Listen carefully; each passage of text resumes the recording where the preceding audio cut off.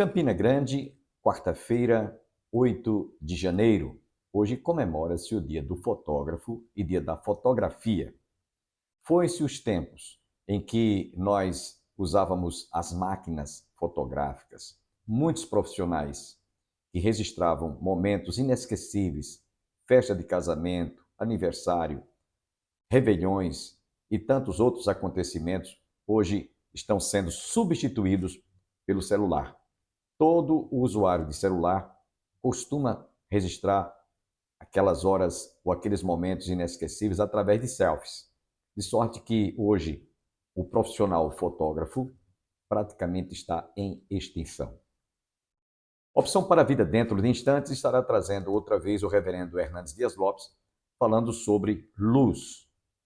Jesus foi quem afirmou: eu sou a luz do mundo. Aquele que estiver em mim não andará em trevas, pelo contrário, terá luz em si. Como também você terá a oportunidade de ouvir o reverendo Antônio Júnior trazendo mais uma reflexão da palavra de Deus. Antes, porém, desejamos fazer um apelo que eu tenho feito aqui constantemente. O programa Opção para a Vida depende de duas coisas importantíssimas. Primeiro, a vossa oração em nosso favor, para que este programa permaneça no ar. A segunda coisa que nós esperamos contar com a sua solidariedade é sua ajuda, sua oferta, sua contribuição para ajudar a manter este programa no ar. Eu costumo usar esta frase: não deixe esta chama se apagar. Centenas, se não milhares de pessoas têm nos acompanhado, têm nos assistido através do YouTube e também através da TV Master. Eu espero contar com a vossa contribuição, com a vossa solidariedade. Sem perda de tempo, quero deixá-los com o reverendo Hernandes Dias Lopes.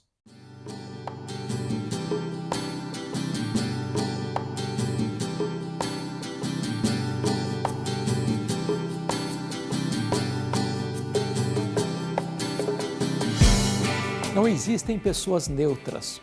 Você é um aliviador de tensões ou causa conflitos onde chega. Nossas palavras são medicina para a alma ou são geradoras de conflitos e tensões nos relacionamentos. Há pessoas que, quando chegam, o ambiente fica carregado. Há outras que, quando chegam, melhoram o ambiente. Sua presença é abençoadora, suas palavras são terapêuticas. Foi assim que Jesus viveu. Quando ele chegava, o ambiente melhorava. Os enfermos eram curados, os desanimados eram reanimados para a vida. Aqueles que chegavam sem qualquer esperança encontravam motivo para viver. Você e eu podemos escolher ser uma bênção em vez de ser um problema. Nós podemos ser abençoadores em vez de sermos causadores de tensões e angústias para as pessoas que nos cercam. Podemos melhorar o ambiente da nossa família. Podemos ser uma bênção e um refrigério no nosso trabalho. Podemos ser influenciadores das nossas amizades. Jesus Cristo nos ensinou assim: vós sois a luz do mundo. Quando a luz chega, o ambiente fica melhor. Quando a luz chega, as trevas são dissipadas. Quando a luz chega, ela traz alegria, ela traz vida, ela traz esperança, ela traz a verdade, ela traz cura. Você pode ser um abençoador dentro da sua família.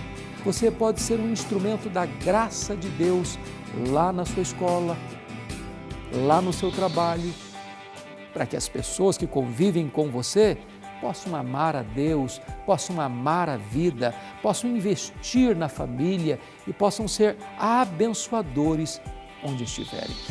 Você é a luz do mundo. Deixe essa luz brilhar.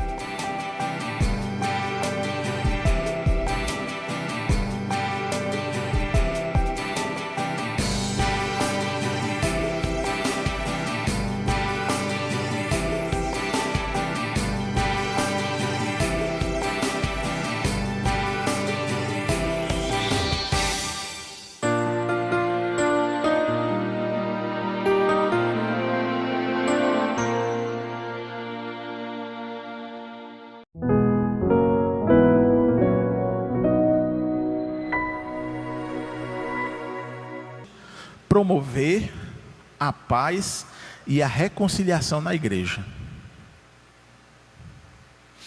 E quando eu digo eu preciso promover, eu não estou dizendo eu sozinho, pastor.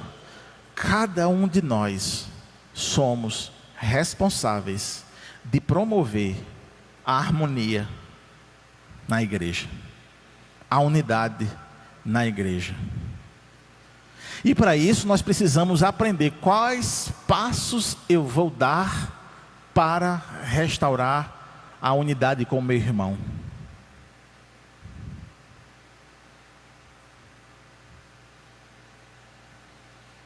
Um segundo aspecto que Paulo fala nessa carta, ou nesse trecho que nós lemos hoje, que faz parte do nosso estudo, é a alegria no Senhor.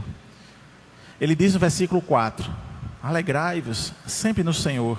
Outra vez digo, alegrai-vos. E o tom que Paulo fala aqui, repetindo, me parece que é um tom de mandamento. Então a alegria é um mandamento para a igreja. A alegria, então, ela não é opcional ou circunstancial, mas a alegria é um mandamento para todos nós. Por que ele se transforma num mandamento? Meramente, irmãos, porque não há razão, absolutamente nenhuma razão, de estarmos tristes.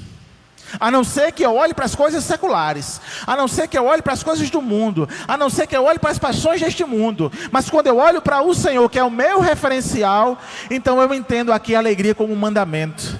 Não há razão de estarmos tristes, não há razão de lamúrias, não há razão de estar lamentando, porque Cristo é o nosso Senhor e Salvador. Cristo é aquele ao qual nós agora encontramos o nosso Criador. Aleluia! Então a alegria, irmãos, ela está fundamentada na presença de Cristo e não nas circunstâncias terrenas. E se nós já entendemos e confessamos que Cristo está presente, que nós sentimos a sua presença, então aonde Deus está, não há tristeza. Não pode haver tristeza. Então essa é uma condição de fé, meus irmãos. Quando Abacuque vai escrever, ainda que a figueira não floresça, e aí ele vai dizendo, no final de todo o desespero, o que é que ele diz? Todavia, eu me alegrarei no Senhor. Ou seja, eu não posso deixar de reconhecer as dificuldades, eu não deixo de reconhecer a enfermidade, a doença, a dificuldade com a família, mas quando eu vou resumir tudo o que eu estou passando, eu olho para Cristo, todavia eu me alegro no Senhor. Aleluia. Você percebe que nós estamos precisando viver isso, irmãos? Nós estamos precisando viver isso. E isso é possível, irmãos.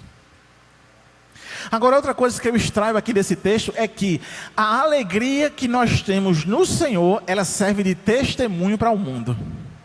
A alegria no Senhor é de fato um testemunho poderoso para o mundo. E eu entendo que nesse texto de Filipenses, essa ideia de alegria, apesar das circunstâncias não favoráveis para a maioria das pessoas daquela igreja, essa alegria dos filipenses torna-se um testemunho profundo. E isso porque se entende que, estando em Cristo, essa alegria é a nossa fortaleza contra os males da nossa mente, contra os males da nossa alma, que é frágil, que é susceptível a qualquer mazela desse mundo.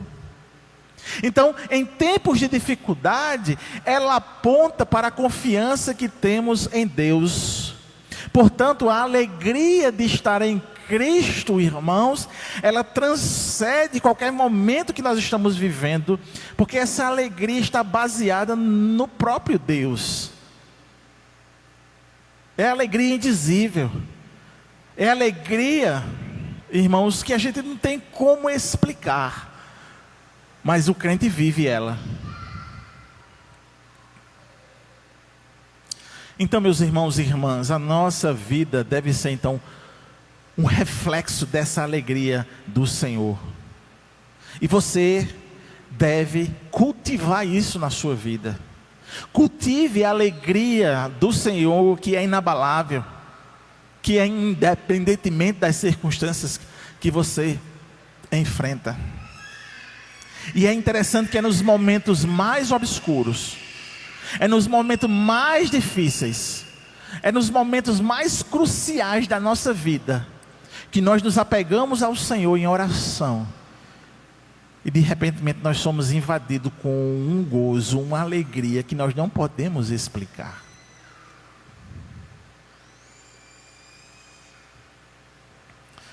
Uma terceira lição que eu posso extrair desse texto, versículos 6, versículos 7, diz assim: não andeis ansiosos de coisa alguma, em tudo, porém, sejam conhecidas diante de Deus as vossas petições pela oração e pela súplica, com ações de graças. E a paz de Deus, que excede todo o entendimento, guardará o vosso coração e a vossa mente em Cristo Jesus. A terceira lição aqui é essa dependência da paz de Deus. Nós, crentes, temos esse privilégio. Muitos dependem da Bolsa Família, muitos dependem do salário, muitos dependem do político ser eleito, muitos dependem do dinheiro que vai receber, muitos dependem da visita do familiar que vai chegar agora no final do ano, muitos dependem dessa alegria, que eu não estou dizendo que é uma alegria errada não, que é bom, é uma alegria ali que a gente está sentindo. Se você não sentir alegria em ganhar dinheiro, me dê, pode passar para mim que eu aceito, tá? Mas o que eu estou dizendo, irmãos, é que aqui o que Paulo está dizendo é que nós não dependemos disso. Ou seja, eu não dependo da alegria de ganhar dinheiro. Eu não dependo da alegria que um parente meu vai vir.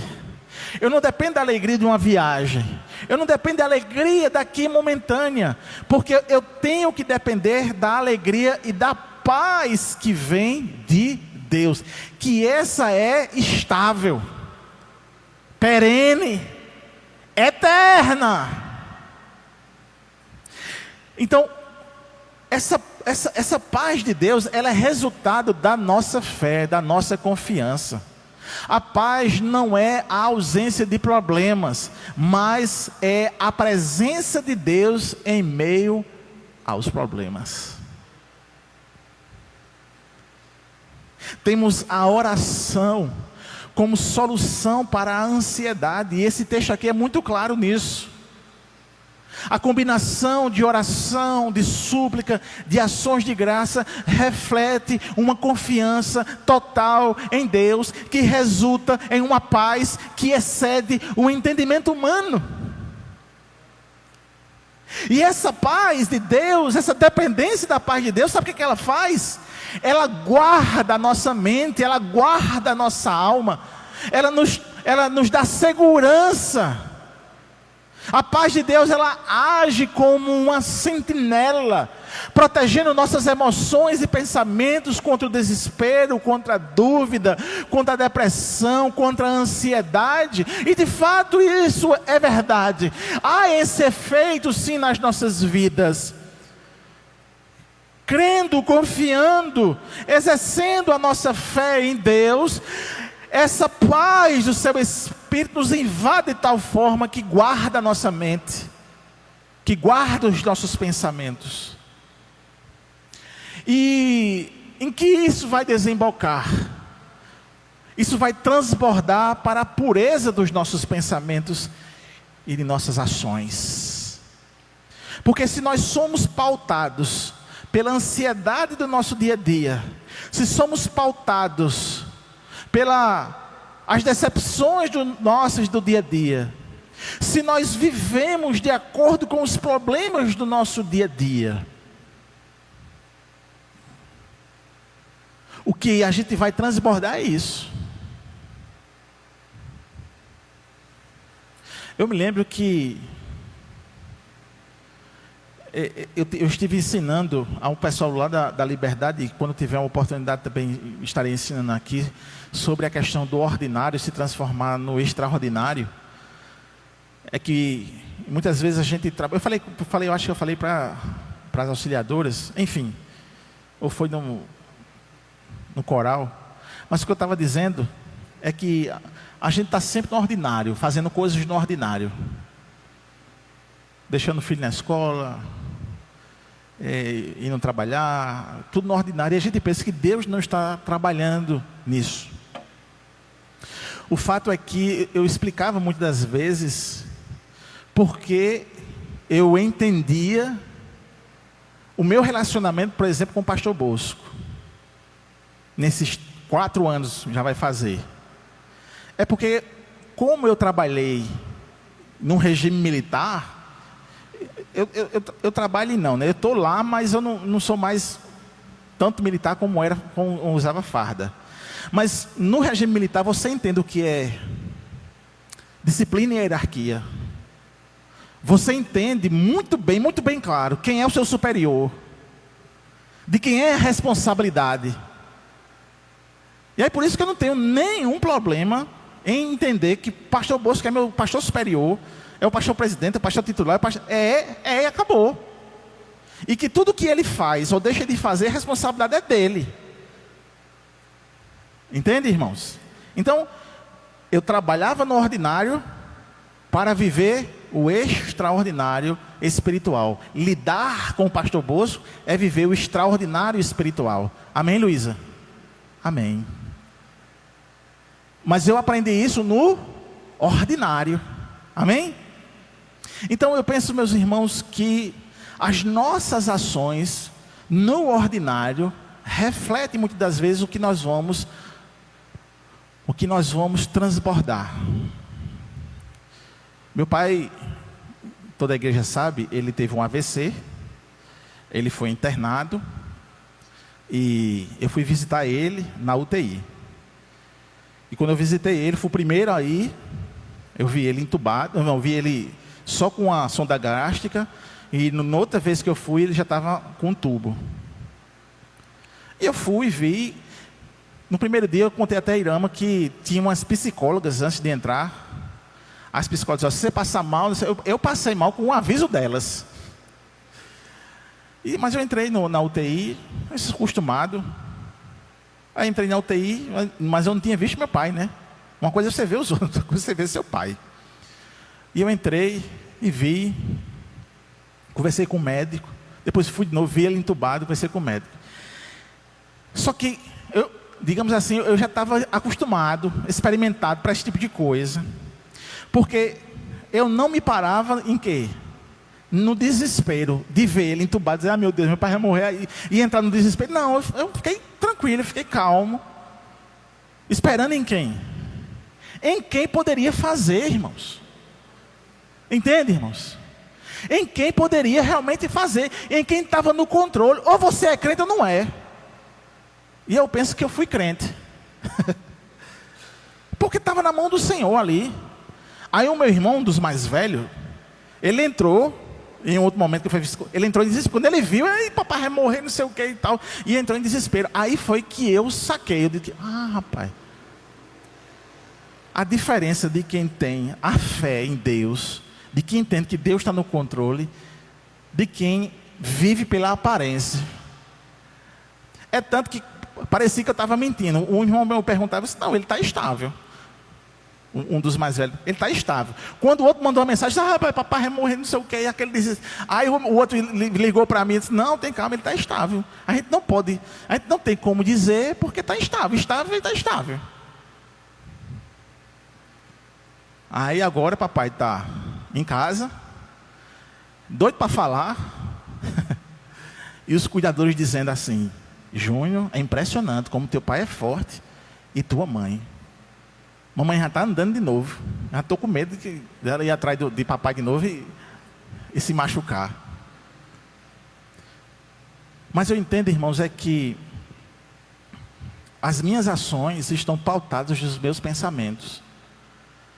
Que é o que Paulo diz aqui. Por isso que ele diz assim, finalmente, irmãos, tudo que é verdadeiro, tudo que é respeitável, tudo que é justo, tudo que é puro, Seja isto o que ocupe o vosso pensamento. O que ele está dizendo? Ele não está dizendo uma lista de pensamento, não. Ele está dizendo que nós temos que ter o pensamento fixado na nossa fé, em quem nós cremos. E se estamos com os pensamentos fixados em Deus Todo-Poderoso, a gente só vai pensar coisas boas, a gente só vai ter coisas boas, a gente só vai refletir coisas boas. A importância do pensamento. O que ocupa a nossa mente determina as nossas ações. Pensamentos puros levam uma vida pura. E aqui nós somos chamados a ver essa lista de virtudes como um chamado à reflexão intencional nossa. Meditar em tudo que é verdadeiro, puro e admirável é um antídoto para pensamentos negativos e desagregadores. Eu vou dar um exemplo. Irmã não gosta que eu dê esse exemplo, não. Quer dizer, mas pai, por que tu disse isso? Mas eu vou dizer que não tem problema não. A gente vinha do açaí, aí um motoqueiro passou assim e bateu na frente do carro e foi-se embora. Aí eu disse, aquela raiva, aquele negócio, né? Deu vontade de ir atrás dele e tomar satisfação. Aí no outro dia fui trabalhar, eu não sei se os irmãos sabem, mas eu trabalho na mesma sala que o pastor James trabalha. Ele fica de frente para mim, vez por outra a gente bate um papo quando a gente está folgado. Aí nesse dia estavam os colegas assim, aí a gente começou a falar sobre essa questão de trânsito, da raiva e tal. A gente pega um momento como esse para evangelizar. Aí eu peguei e disse, rapazinho, ontem de noite eu vim do açaí com a minha família, estava com meu menino dentro do carro, o cara tal, mas deu a vontade de ir atrás. Aí o pastor fez, eita pastor, segura, segura aí. Mas o que é isso? É o que Paulo está dizendo aqui, o meu pensamento estava cheio de vingança. E o que foi que ele fez no meu coração? Refletiu os meus pensamentos, e o outro pastor disse, opa, freia aí, tem calma. E aí eu disse, eita rapaz mesmo, ó. Entende, irmãos? Na prática, depois iremos puxar minha orelha, mas rapaz, não tem problema, porque isso acontece conosco. E um texto como esse nos chama a atenção da importância daquilo que nós temos no pensamento, e de que Paulo está dizendo, pensem tudo o que é justo, o que é puro, o que é respeitável, o que é verdadeiro. Ou seja, Paulo está dizendo assim, vamos encher o nosso coração, o nosso pensamento das coisas de Deus, das coisas do alto, porque na hora certa, no momento certo, que a gente vai refletir o que é verdadeiro, o que é puro, o que é amável, o que é de Deus. Paulo escrevendo aos Romanos, capítulo 12, verso 2, e não vos conformeis com este mundo, mas transformai-vos pela renovação da nossa mente. Então, o papel do discernimento é crucial. Paulo lista critérios claros para avaliar o que deve ocupar a nossa mente. Cada escolha é uma oportunidade de glorificar a Deus. Então, nessa noite, mais uma vez, nós fazemos esse chamamento para a prática da pureza. Manter a mente focada no que é puro, no que é digno, exige de nós disciplinamento, entrega, para que o Espírito Santo haja poderosamente nos nossos corações. Então, o que deve ocupar no nosso coração, na nossa mente, é aquilo que vai refletir no nosso dia a dia. Então, encha-se de Deus, das coisas de Deus. O que você tem preenchido na sua mente nos últimos dias? Busque alinhar os seus pensamentos às verdades de Deus. E por último, a quinta lição, ser exemplo para os demais. Versículo 9. O que também aprendestes e recebestes e ouvistes e vistes em mim, isto praticai, e o Deus da paz será convosco. existe um padrão. Existe um padrão.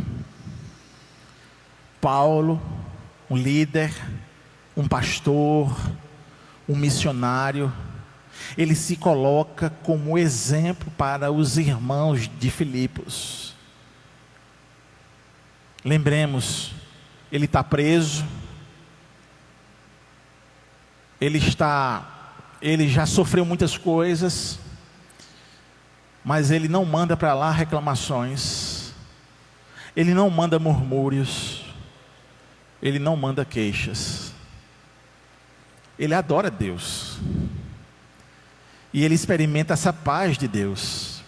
Por isso que ele está escrevendo e dizendo para os irmãos, porque ele está vivendo isso. Essa paz de Deus estava lá com ele. E eu fico a imaginar, irmãos, após as orações, após os cânticos naquela prisão, após ele chamar um dos soldados e pregar o evangelho cheio do Espírito Santo, ensinando a guarda, Paulo então, ele se coloca como um crente exemplar, porque ele vivia os princípios que ele ensinava. Viver os princípios, irmãos, traz paz. Viver os princípios traz autoridade. Viver os princípios traz, irmãos, poder no nosso testemunho. Nossa vida pautada na presença de Deus nos traz paz, sim. Nós podemos conviver com Deus e com a paz de Deus, conforme Paulo aqui afirma: o Deus de paz estará convosco. Que afirmação poderosa, que afirmação confortadora, desafiadora para todos nós. Então é possível ser exemplo, e o padrão é Cristo.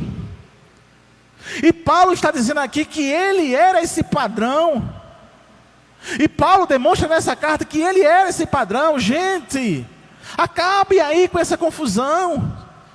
Eu não estou aqui com confusão com ninguém.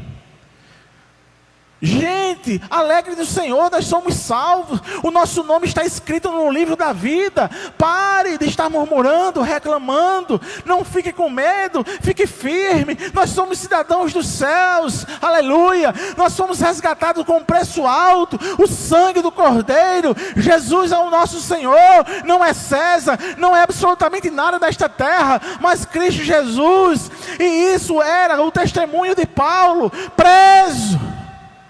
Por isso que ele diz: o que aprendeste de mim, o que vistes, o que ouvistes, isso multiplicai. Que responsabilidade de Paulo, essa responsabilidade que agora transmite para nós essa noite, essa responsabilidade que nós devemos viver, devemos ser padrão, irmãos, deste mundo, padrão. E Paulo diz que Deus nos capacita a isso. Paulo diz que Deus nos dá as ferramentas necessárias para viver esse padrão de fé, de alegria, de unidade. Amém, meus irmãos? De pureza, de vida santa. Deus nos capacita para isso. Então o convite dessa noite é: vamos viver a unidade. Vamos, irmãos, viver, irmãos, a pureza. Vamos viver a paz. Vamos viver esse evangelho. Essas exortações de Paulo à unidade, a alegria e a pureza são, irmãos, atemporais e indispensável para uma vida cristã que glorifique a Deus. E aí Paulo conclui esse texto dizendo: Deus de paz será conosco. Esse é o resultado final de uma vida vivida em obediência a estas exortações. A presença constante do Deus de paz, porque Ele é a nossa paz, Ele é a sua paz. Então que hoje, eu e você, se tiver de fazer uma escolha, vamos escolher promover a unidade. Vamos escolher viver a alegria. E vamos alinhar os nossos pensamentos às ações puras que Deus deseja. Essa é a grande lição desta noite e o apelo que nós fazemos. Eu quero agradecer a você, internauta, telespectador da TV Master, que esteve conosco. Esperamos nos reencontrarmos amanhã para a realização de mais um programa Opção para a Vida. Deus abençoe a você e a sua família durante todo este dia. E até amanhã, se Deus quiser.